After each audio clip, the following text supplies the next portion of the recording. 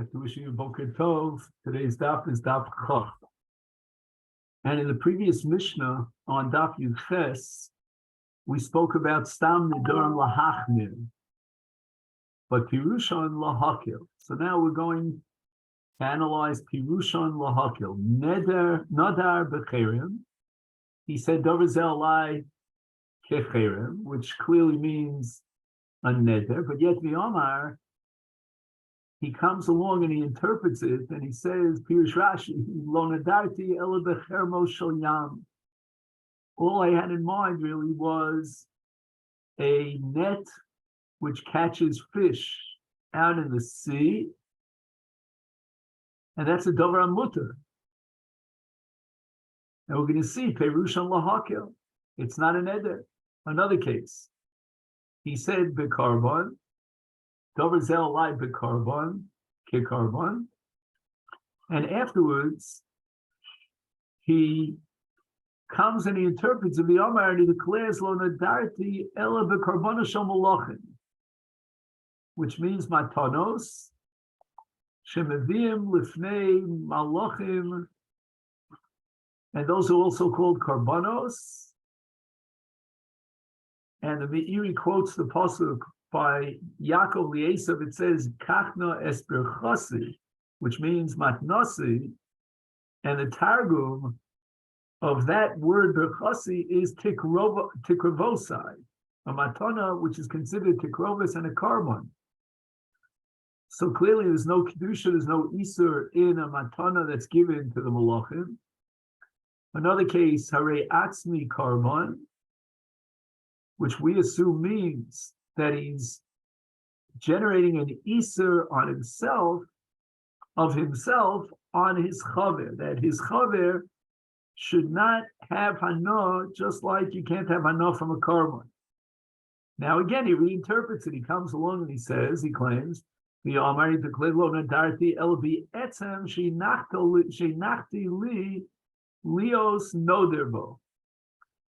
took out a bone from an animal, I put it in my house on a table so that I would fool people. I would be able to use the word Hare Atzmi Karban Alecha, but what I really meant was, instead of the word karban, I meant the etzem of a behema. So I was fooling the world into thinking that I'm taking a full-fledged neder, but in fact I was not taking a neder at all, because there's no kedusha to that etzem of a behema. Another case, Konam Ishti Nenes Li. I take a neder that my wife should not have any benefit from me. And afterwards, he changed his mind, or I shouldn't say he changed his mind, because we're hoping that this is what he meant from the get-go. And he declares, Lo nadarti ela beishti rishona shegirashti. This is my old wife, my first wife, my ex. Al kulam, in all the above cases, we had 4 different scenarios. Ein nisholalem, there's no need to ask for shelas chacham, to be mat to the neder. The neder is not chal at all. He's believed to interpret his neder, and to tell us that he didn't mean it as a neder. Again, he has to come by and interpret it, that this is what he had in mind. Like, for example, the chermo shel yam. And he has to say it in a way that it could be included in his words. In other words, to say, it's not something that would intuitively we would guess that's the pshat and that's the pirush of what he said, but even though everybody calls a cherem, but he had something else in mind, the cherem shel yam.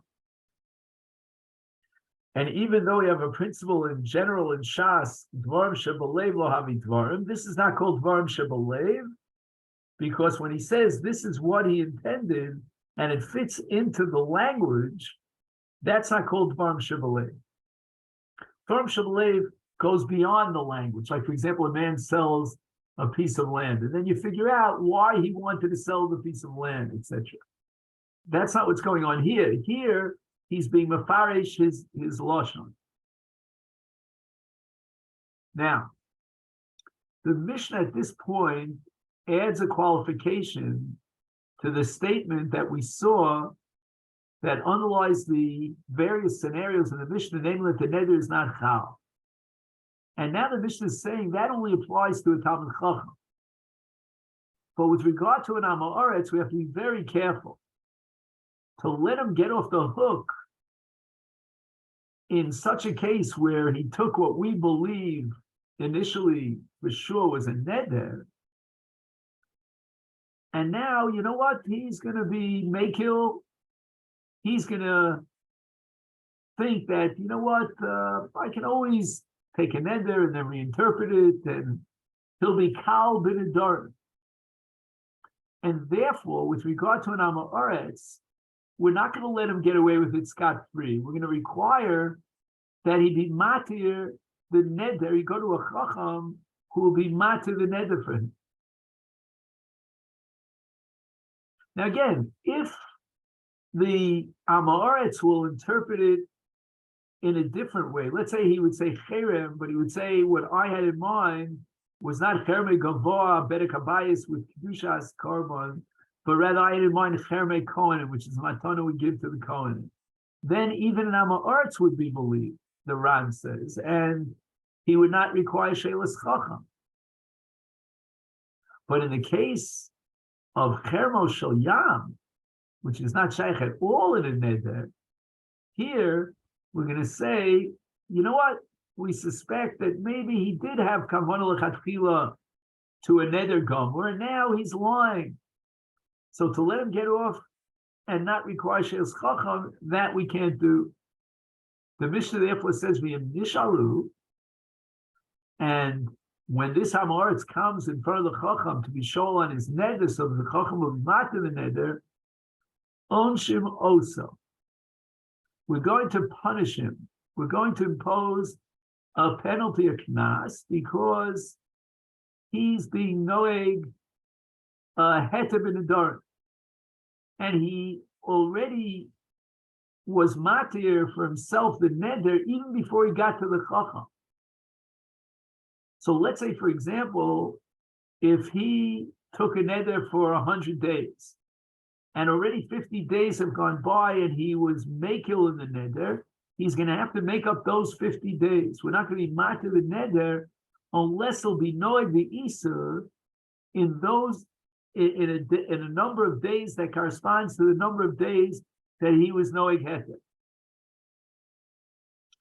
Furthermore, in addition to this onesh, where we penalize him and we require that he observe the neder for the other 50 days to make up for the 50 days that he was makil, he was lightheaded, we're also going to impose upon him a chumrah in the laws of hatoras chacham, umachmir aleihem, and we're going to be machmir with regard to the hatoras chacham in the case of an Amoretz above and beyond what we would normally do for other nedarim. And that means that there are two ways, as we'll soon see, of being matir and neder. One is through Pesach, and the other is through charata. Pesach means that it's a mekachtos, that he really made a mistake. He would never have taken the neder had he known whatever he has to know. Charata means down the line he decides, oh, I have a change of heart. So we're not going to rely on a second-rate, fallback kind of hataras nedarim called charata. We're going to require the most efficient, the most profound and fundamental kind of hataras chacham, which is called a Pesach. Divrei Rabbi Meir v'chachamim omrim,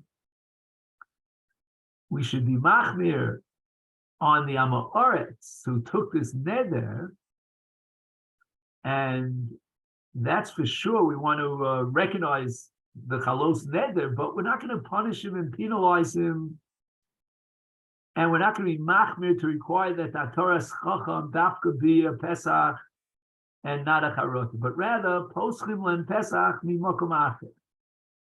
We will have a certain chumrah here in this hataras chacham as opposed to other nedarim, and that is that although we're going to be posech or Pesach mokamach, which means charata, melamdin osan, we have to teach the Amoretz to be more careful about the Eastern nedarim.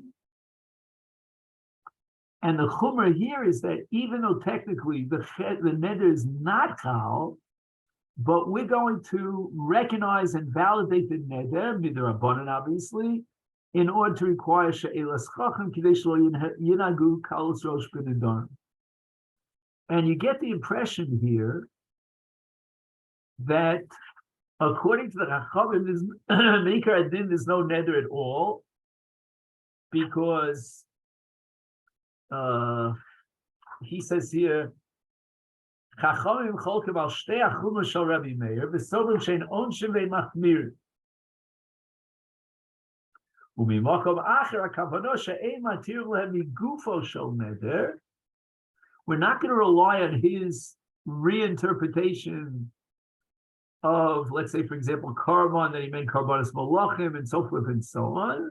But post-Chilom Mimakom Acher, we need a Pesach and a Charot, or a Charot. In other words, we are going to apply the strict restrictions and standards and requirements of Hataras Chacham. But beyond that, we're not going to be Manishim also, we're not going to be Machmirim Olav, we will accept the Pesach, we will accept the Charota, and we don't have to force him to observe an extra 50 days of the Neder. And by the way, this is all based on the principle that we're going to see that Hataras Chacham is Lafreya, is Meikara. The Gemara raises the following question: Hagufa Kasha. There seems to be a contradiction in the Mishnah from the beginning of the Mishnah to the end of the Mishnah. Why? Amrit, at the beginning of the Mishnah, he said, Ein Nishalom Lahem, that these Nedarim, Perushim Lahakel, and the Neder is not Chal at all, it doesn't require She'elo. Hadar Tani, if Nishalo On Shadol Samachmir Aleim, Rabbi Yehuda Achiktani. The Kulam, all the Nedarim that are listed in the Mishnah, ain't Tzrichim She'elo, but Pamedvar Amur V'Talmud Chacham. He's relied upon to interpret his neder, l'kula, and it's not a neder. He doesn't have that credibility. He may have, tried a way of wiggling out of his neder. He came up with a whole theory. And therefore, you need she'elas chacham to be makilo. And when he's ready for she'ela, we have, number one, a punishment that we require him to observe the neder for those days corresponding to the number of days that he violated the neder, and number two, we're going to be machmir to require a Pesach and not rely on charota. So the Gemara says the following: Bishlema, I understand that Mishnah when it says machmirin, the lo paschina le b'charota. We're not going to be matir is neder through charota. We're going to require Pesach. And as we said before, let's just review. Pesach is much more fundamental. It means that he was missing a certain idea, an awareness at the time that he took the neder. Ela onshim hechi dami. Right, we already gave the answer to this question, anticipating what the Gemara is going to quote now from a brayso. So, what is exactly the onesh? Kedesanya, as we learned in the brayso, mishin nodar. He accepted upon himself nazirus, the avar al naziruso. And he violated his nazirus. He drank wine. He went into a cemetery. Now he comes to be shol on his neder. So we're not so happy about this situation, because what he's trying to do is he's trying to undermine retroactively the avera that he deliberately violated his nazirus by drinking wine or being metame l'meisen. And therefore, Ein is kakenlo. We're not going to be matir his nazirus gleich straight away and let him get away with murder and be oker his nazirus from afreya. Bo Isa, we're going to penalize him and require that first, before he comes to be matir his nazirus, he's got to make up for all the days that he desecrated his nazirus. So Bo Isa, he should observe the Isa nazirus, the number of days that correspond to ki yomim shenag ben heter, the number of days that he was noeg heter nazirus, that he drank wine, and he was metame l'meisen divrei Rabbi Yehuda. Rabbi Yossi b'medvar amurim. When do we require him to be noeg Isa though the number of days that correspond to the days that he was knowing Heta, that's been Nazirus Mu'etes. That's in a standard Nazirus, which is Shloshim Yom. Avol ben Nazirus Meruba. If he takes upon himself a Nazirus, let's say, of 100 days, which is beyond the 30-day minimum, or standard, shall we say. And now he was knowing Heta 50 days out of the 100. In this particular case, says Rabbi Yossi, he doesn't have to be knowing Isur for those 50 days as a precondition to allow him to be Mata the Neder, but rather Dayo Shloshim Yom. He doesn't have to observe a new 50 days, but 30 days is sufficient, like a Stam Nazirus. So he has to be knowing Isur Nazirus for 30 days. And that's how we're going to interpret our Mishnah. Then Amaretz, who was Nodar, B'cherem, for example, and then he says, no, I didn't mean it, I meant Cher B'yam.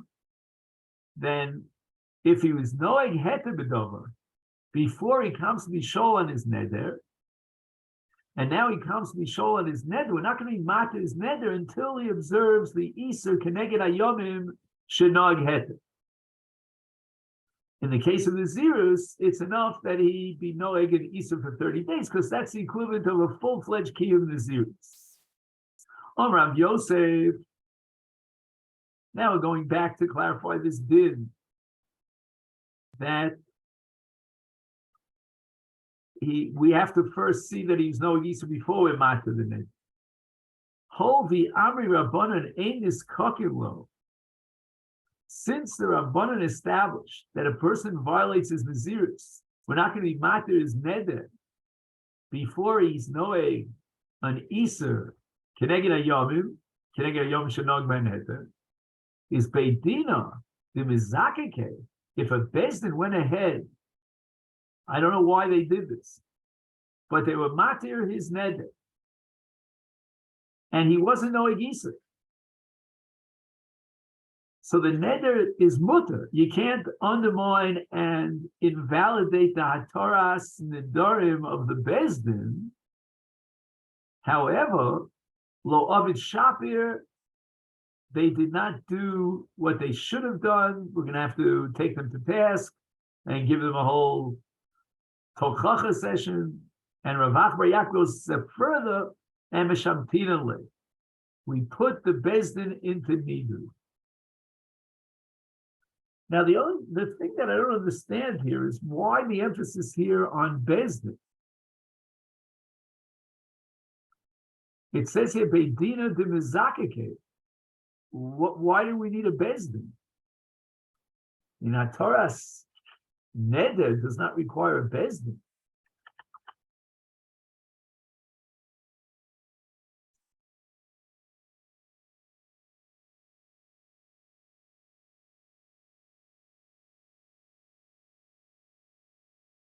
That I don't understand. Give me a minute in case somebody points that out anything here.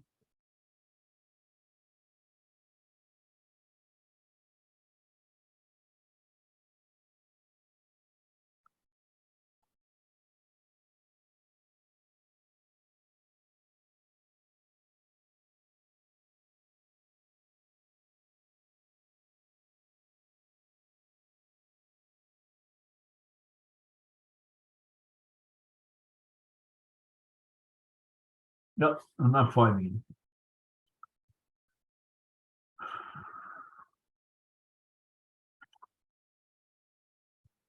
Now the Mishnah says, Chacham Omer Poschem Lo Pesach, and we give him a whole lecture about how he shouldn't be lightheaded and take Nedarim with Bakalos Rosh very, very easily. Tana, we learned in the Brisa, Liolam al tehi ragil b'nedarim, a person should not be regular about being noder nedarim. Shesofcha, if you start with nedarim and you eventually violate your neder, that's a lower ebb violation. Limo b'shvuas, you'll come to violate a higher violation, and that's a shvua. In shvua it says lo yinaken. In Nedarim, it doesn't say lo yanaka. So you're going to start with a lower violation and then end up with a more severe violation. And the al tehi regulates alam haaretz. Another advice and recommendation is to stay away from amay haaretz, like don't eat in their homes. Shesovcha lachilcha tvol.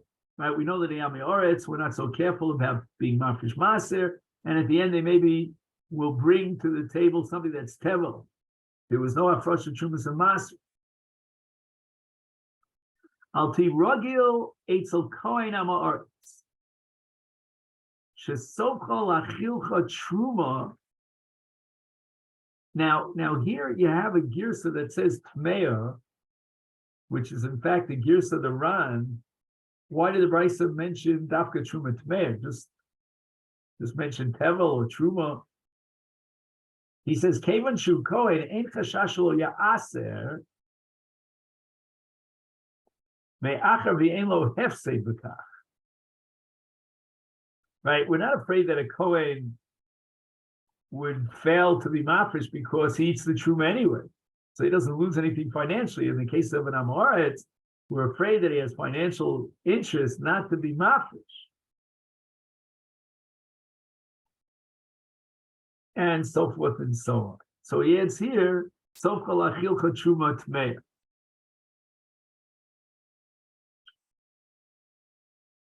V'chein, another recommendation, al tar b'sicha ma'isha shesofcha lo v'lidei nil. Don't get into long conversations with a married woman, because at the end, who knows where it'll lead to. He says here in the name of the Tos Yishonim, af b'sicha shi litzorech, even if there is a discussion that's necessary, but ein laharich b'dibur, shvi makatzer, and shorten it. So we have 4 recommendations here about regilus. Avoid a regilus of nedarim, avoid a regilus of hanging around and eating together with the amay haaretz, avoid the regilus of eating with a kohen who's an amay haaretz, and avoid the regilus of sicha im isha. In the Brisa, it says, Rabbi Achav, Rabbi Yoshua Omer, kol sofa b'noshim, sofa bali de'avera. Now, I'm not sure what the word sofa means. He has here in the Hebrew the word habata. However, the Tos Yishonim says that the word sofa means afilu eno mistakel mamish. Sofa bali de'avera. He goes on and says that this recommendation applies even to a pnuya, non-married woman. And all this is a harchaka that he shouldn't come lidei hergel avera. So I'm not sure about this Tos Yishonim. I would think that here, the Masechet translates as mabit. Habata means more than just like seeing. It means gazing, the certain way you look at something, carefully. Then the Brisa continues, called Mistakel Ba'Keva Shel Isha. So he looks.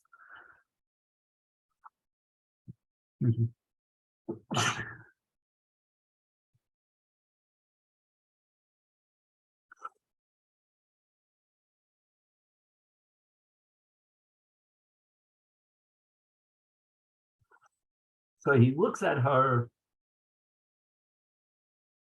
legs,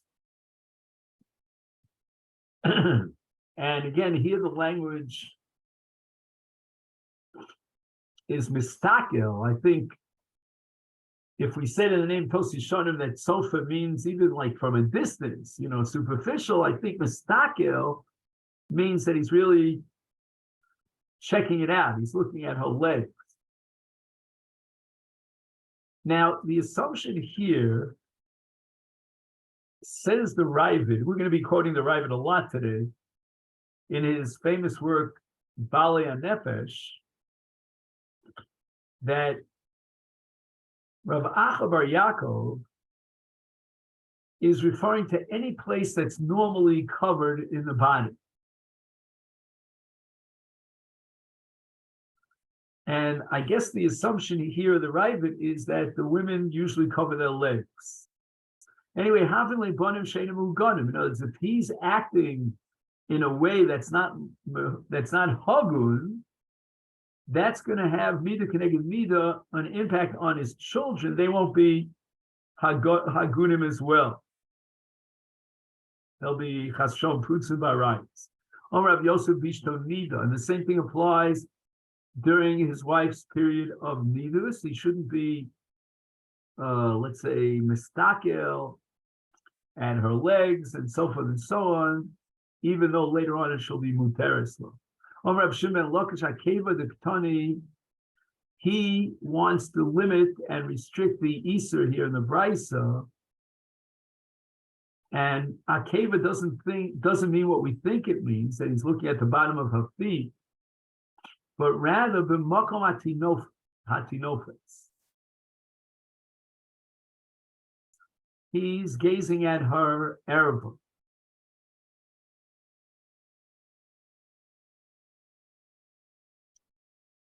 So why does it use the word akeva, which means the heel?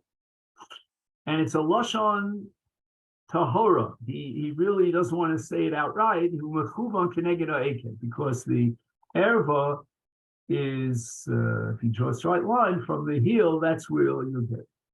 And again, even though his wife is tahora, it says here in the Ravid in Bali Nefesh, he shouldn't be gazing at her makom erva.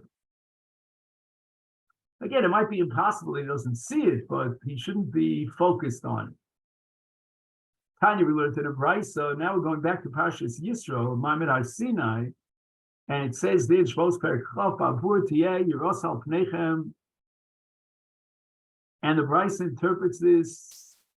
What does it mean, Al Pneichem, on your face? Where's the Yira on your face? Zu Habusha. This is when a person's face turns a slightly different complexion. He gets a little red in the face. That's busha. And busha is a tremendous midah of yira. So we have like an equation here between yira and busha. In the writings of Rabbi Nachman, there's a tremendous emphasis on busha, especially within the context of tshuva. You'll see it also in Rishonim, in Rabbeinu Yonah and Shari Tshuva, he speaks about busha. So lebiltich techto, malamed shabusha mevia lidei yiraschei.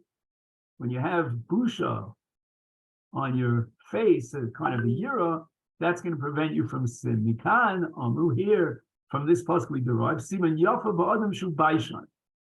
It's a great attribute of a person who is embarrassed. Others say that from this pasuk we derive the conclusion that a person through busha is going to prevent himself from sin, and the opposite, umisha elo bosh, is part of the yadua shalo amdu avos al Sinai. This is based on a Gemara in Yevamis of the various simonim of Bnei Avram, Yitzchak, and Yaakov, and one of them is Baishanim. And if he has no Boshes Panim, he's like a Chutzpah Yak, he's a Bulvan, as we would say, then we suspect that maybe he's not really from Zera Avoseinu. Because at our Sinai, the Torah testifies, Bavur Tia Yiros Al Pneichem L'Ruvku Techto, this person doesn't have the midah of Yira Al Pneichem, of Boshes Panim. And of course, you have to add the pasuk in Nitzaviv. It says, Eisa Sher Yeshno Po Imanu Ayom, Lifnei Hashem Elokei Eisa Sher Nenu Po Imanu. Everybody was at Har Sinai. So if he doesn't have the midah of Busha, then for sure he wasn't at Har Sinai. He's not Mizera Yisrael. Furthermore, with regard to Tznius, Rav Yochanan, Ben Dahavoy, Arbod, Varim, Safuli, Malachei Asharetz. We'll see later on who exactly are these Malachei Asharetz. They're not really angels, they're Chachamim. And he says the following. when we see children and they are less than perfectly healthy, we wonder what was the intimacy that brought them about. There must have been something, a deficiency in the intimacy. Chigrim, if you see children that never are not walking properly, is mipnei shehofchim es shulchanam.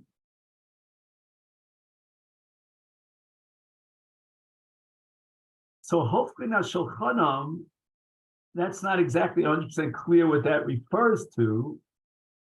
He says here in the name of the Rosh, and maybe the Balei Tos as well, that it's tashmish shelo kidarka.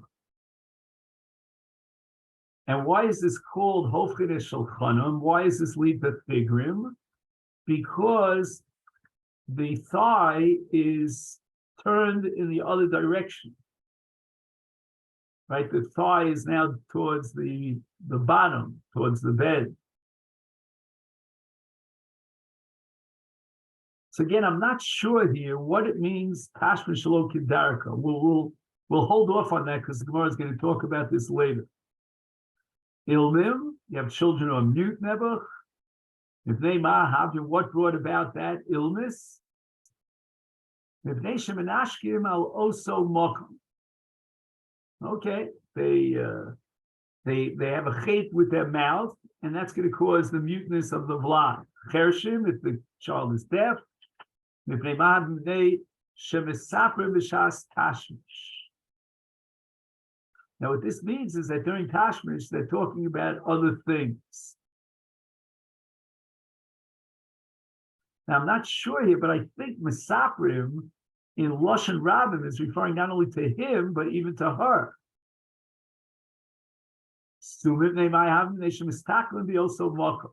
Again, as we said before, istaklis means a gazing that's very focused.